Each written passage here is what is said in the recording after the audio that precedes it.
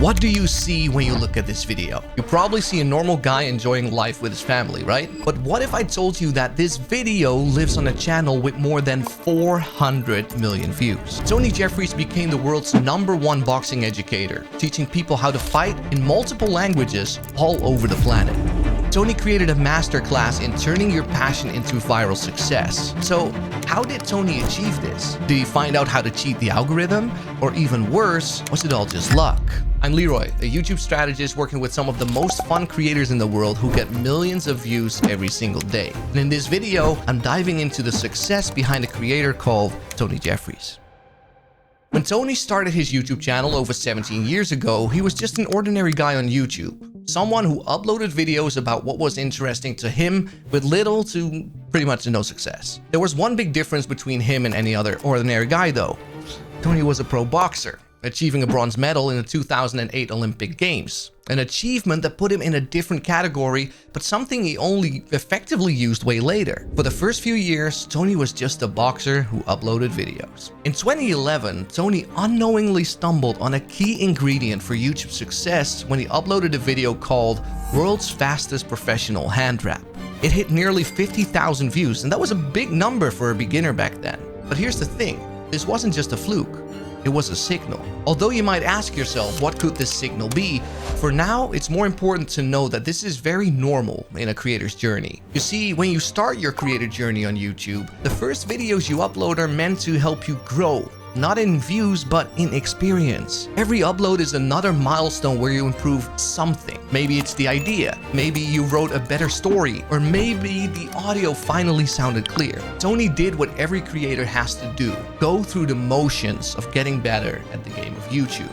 Over the years that followed, Tony uploaded a wide variety of videos, from podcasts with people like Dan Pena to vlogs about his life in Los Angeles, all with varying success. But just like a rookie boxer, Tony was unknowingly mastering his YouTube jab by simply throwing it. And it was a matter of time before he started consistently hitting the algorithm on the nose. But first, I need us to go back to that signal that Tony missed completely early in his YouTube career, his hand wrap video. To understand why this video did well on YouTube, you need to understand the ingredients to create a viral video. Let's look at a real-life example and do a little quiz. Which of these two videos do you think got more views?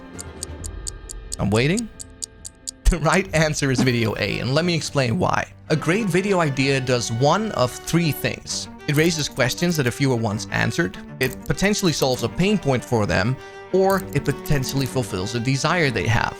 In our example, the winning video raises questions to the viewer. Why did a hamburger look so different in 1900? What did burgers look like in the 1940s? Why did it change so much over time? This is what we call a curiosity gap.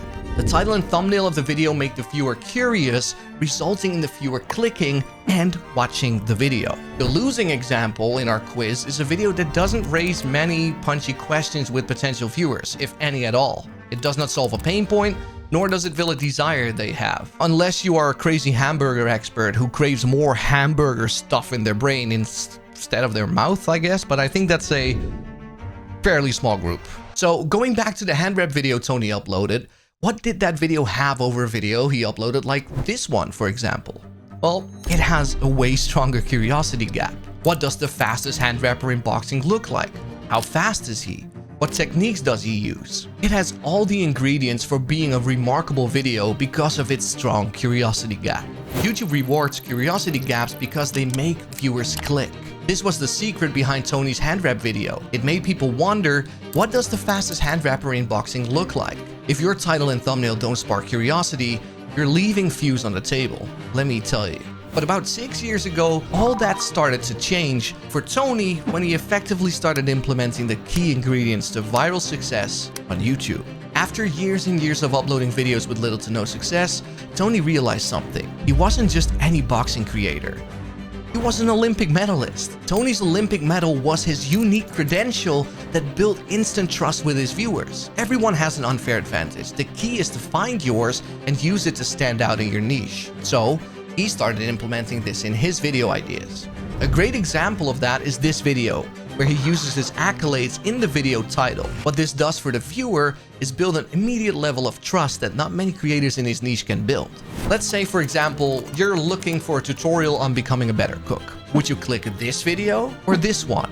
If quality is what you're after, you're immediately put at ease as you understand you will get an expert's take on this video. That doesn't necessarily mean the other video is worthless, and the views also reflect that, but Gordon Ramsay does have an unfair advantage over the other creator, being that, well, he's Gordon Ramsay. So now that Tony had started using his unfair advantages on the platform, it had become clear to him that this was his missing key. His channel started growing faster and faster, enabling him to take his knowledge and focus on the next big issue he was facing. And that was, well, his actual videos. Because in the early days, there was another element in his videos that held him back. More than people can imagine, actually. Let's look at an older video that did reasonably well and deconstruct what went wrong. Hands are going to come up, bah, bah, bah, slip, boom. On this video, I'm going to show you how to get better at throwing the left hook to the body. If you like this video, please subscribe. I'm going to be putting lots more videos on my YouTube channel like this, breaking down punches, breaking down fights, all that good stuff. Right, let's get into it.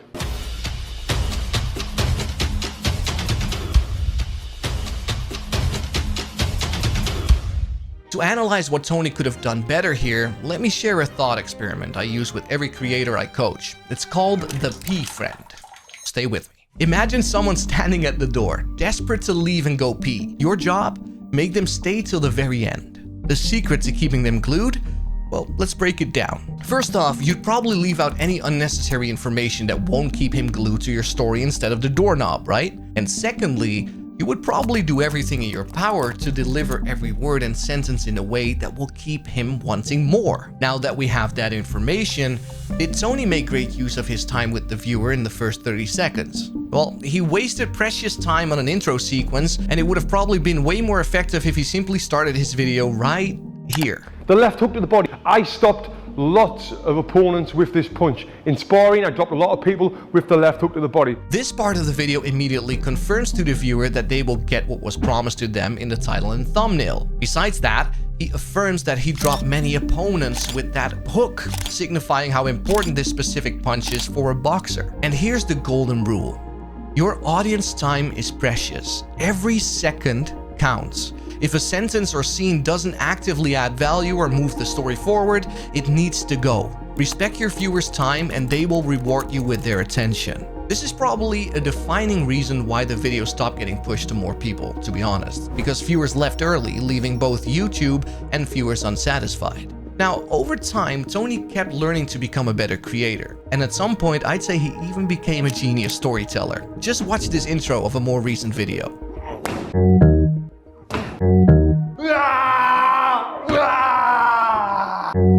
You will have an extremely powerful one punch after watching this video, because I'm going to show you and teach you the most powerful one punch technique in the world that coaches do not teach, so you can punch the hardest in the world. Tony just gave you a YouTube video intro masterclass. The lesson here is simple but powerful. Your intro isn't just the start of your video, it's your chance to convince the viewer to stick around. Ask yourself, am I grabbing their attention? Am I making them curious? Am I delivering on the promise in my title and thumbnail? If not, go back and refine to sharpen the key element of that intro. Tony uses another thing, what I call an active introduction, a strategic move to hook viewers immediately. By challenging common misconceptions in a visual way and creating a curiosity gap, he transforms passive viewers into active ones. And here's the genius of it. Active viewers are more likely to stay, binge more of your content, and boost your overall session time. Key metrics YouTube uses to promote your videos. Simply put, an active viewer is engaged and fully focused on the video they clicked. A passive viewer simply hangs around, scrolling through the comments and looking at what other videos look more interesting to them in the suggested bar. As a creator, you want a viewer to engage actively with your video, and that's what Tony does brilliantly here. He forces the viewer to think, if all these techniques are wrong, what should I be doing to be punching harder? And before you have a chance to lose interest again, Tony immediately confirms the click. Listen to this sentence again. You will have an extremely powerful one punch after watching this video. Before you can second guess, Tony reassures the viewer that they will get exactly what was promised to them in the title and thumbnail. Next, he reinforces the desired transformation for his viewers and how he will deliver on that promise. If you make videos, especially as a beginner, you want to obsess over your intro. This is my checklist to draft a killer YouTube intro. Active transformation. How can you immediately activate a viewer to participate in your video by using their brain? Opening with a question or showing something but leaving room for guesswork are both great techniques. I love this technique so much that I even used it in this video intro. Don't believe me? Just get back to the beginning. Cut the fluff. Every second of your intro should earn its place. Cut anything that doesn't grab attention or create curiosity. Your viewers won't wait around for fluff. Open a curiosity gap. If you manage to open a curiosity gap that your ideal viewer now needs to have closed, you have yourself a viewer who wants to stay to find out. Take your time to really find out, is this interesting to the people that I want this to watch? All of this experience and the major improvements Tony made also reflected in his growth. He went from barely being able to reach 100,000 views in a month to easily hitting 500,000 views in just 24 hours. Tony's channel was growing at a pace where he rapidly became the biggest in his niche. Besides using his accolades as a boxing coach, he also started to see opportunities outside of his main channel. Tony considered something most creators don't even dare to think about to this day. He then decided to act on it in a crazy successful fashion. If I ask you what the most spoken language in the world is, what do you think the answer is? Your first thought was probably the right one. It's English. But what if I tell you that only around 13% of the world speaks English? Tony realized this and he decided to reach and educate more people worldwide.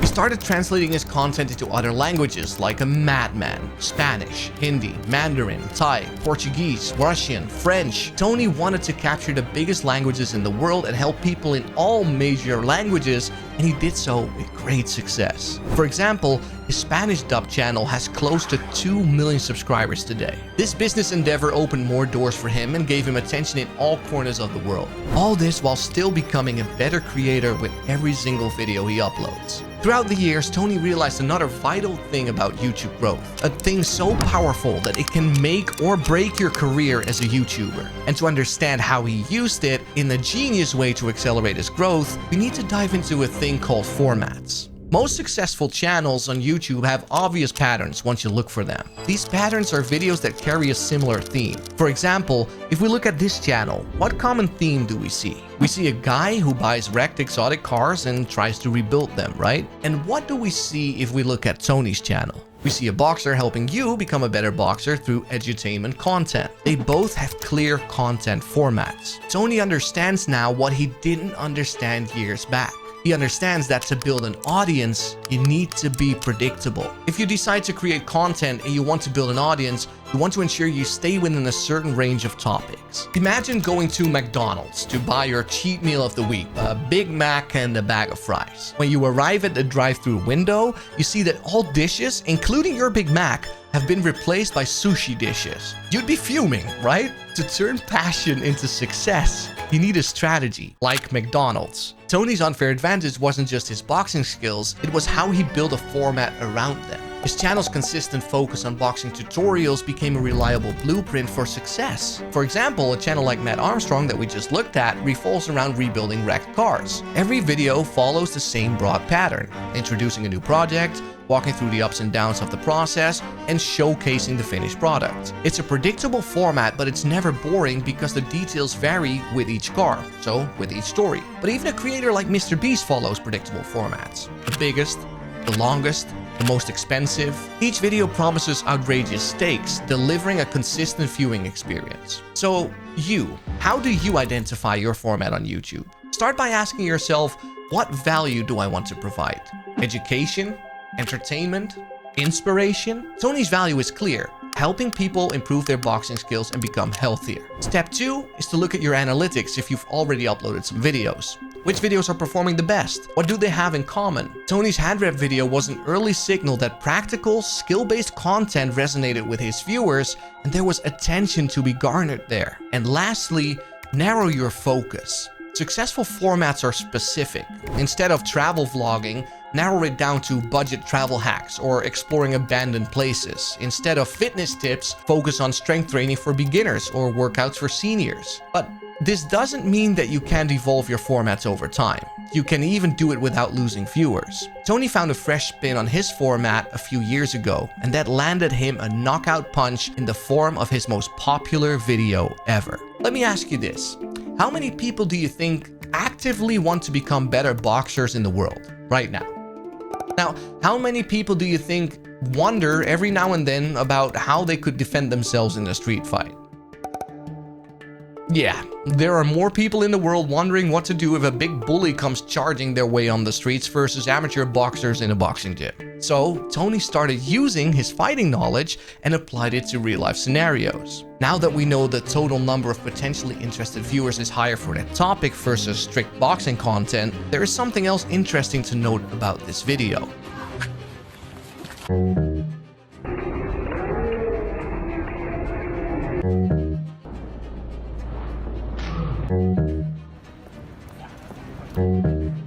On this video, I'm going to give you 3 tips to punch harder and faster in a street fight. Do you see what I see? Tony used the exact same intro technique in the video we talked about earlier in this video. Active participation combined with a great curiosity gap. This is yet another sign that viral videos follow similar patterns and formats on a successful channel and even on YouTube as a whole. Ultimately, your format should stay recognizable, but that doesn't mean every video has to be the same. Tony's content evolved from strict boxing tutorials to self-defense scenarios while appealing to the same audience. If you want to try something new, ensure it aligns with your core values, as Tony did with his street fight video. But this also doesn't mean formats are only for viewers. It's also a hack that allows you to get pushed more by the YouTube algorithm. Formats keep viewers coming back for more, which increases your session time, a key metric YouTube uses to promote your videos. Session time is the total amount of time a viewer spends on YouTube during a single visit. This can include time spent watching your video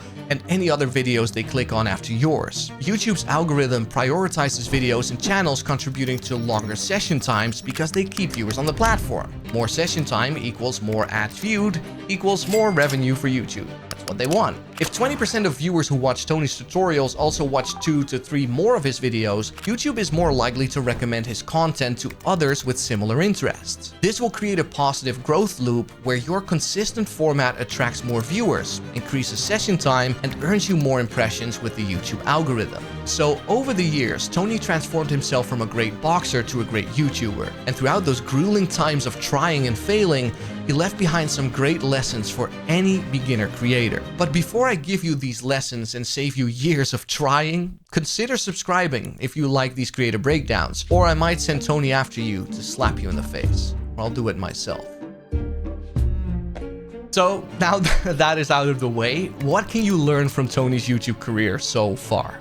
First off, YouTube will give you signals about what you did right if you just upload. Don't overthink it, especially not in the beginning. By uploading what you think is content that people want to see, YouTube will tell you in terms of views which formats are worth exploring. See your beginning days as an all-you-can-eat restaurant, right? To go back to the McDonald's analogy. Take note of what people eat more of and introduce more variations of those specific dishes to the menu. Once you see success, that's when you want to narrow down to a working format and create momentum as a creator that way. Secondly, obsess over your intros. A great intro can be the difference between a few thousand views and literal millions of them. Don't ever settle for your first draft, and take your time refining it. Keep asking yourself if every sentence has a purpose, and it helps the viewer decide to watch longer. I promise you. Lastly, the most important but also the hardest one to grasp is to use your unfair advantages. Take your time to understand what makes you, you. Now, this doesn't necessarily mean that you should be an award-winning artist or a medal-holding boxer. It simply means that there is a big chance that you have something over the majority of the world. Maybe it's the hours you spend watching World War II documentaries, opening up the possibility for a great and historically accurate doc channel. Or maybe you've spent countless hours perfecting your presenting skills in the mirror, making you a great entertainment creator. Any unfair advantage is an unfair advantage. You shouldn't try to fit yourself in a mold that isn't you, as that will result in you starting a channel and leaving it to rot way before you accumulate the skills to become a great creator. And here's the final takeaway. Tony's story proves that success on YouTube isn't about luck. It's about strategy. You can turn your passion into something extraordinary by identifying your unfair advantages, mastering your format, and engaging your audience with curiosity. So, what's your unfair advantage? What's your format? And how will you use them to create your own path to success on YouTube? Join my free Discord server to learn how to grow your YouTube channel. Link is in the description below. And don't forget to subscribe, like, leave a comment. See you in the next one.